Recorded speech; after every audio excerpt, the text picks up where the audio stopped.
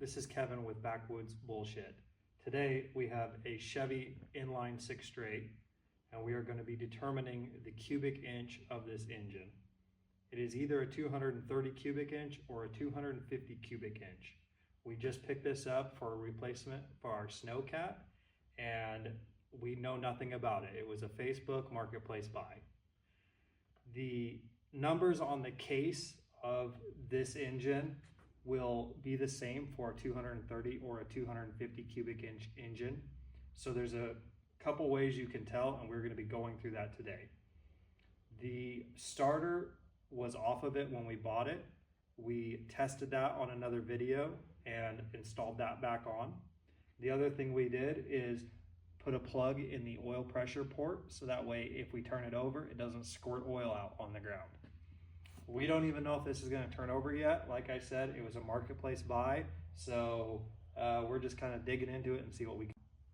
So the first thing we are going to do is we're going to remove all the spark plugs, and we are going to install a couple bolts in the crankshaft pulley so we can turn the engine over by hand. What we're going to be doing is measuring the stroke, or how far up and down the piston travels. That is a good way to tell whether or not this is a 230 or a 250 cubic inch engine. Now that we have all the spark plugs out of the engine and we have our bolts in the crank pulley, we can turn this engine over by hand with a bar, and we're going to take a rod and we're going to stick it in the spark plug hole, and we're going to figure out where the travel of the piston is at.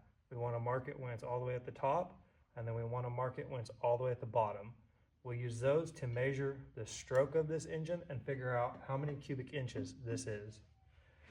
We'll just take this guy, stick it right down the spark plug hole, rotate this over with our bar until we can determine where the top of the piston stroke is. And it is right about there. We'll take our Sharpie. We're going to mark it.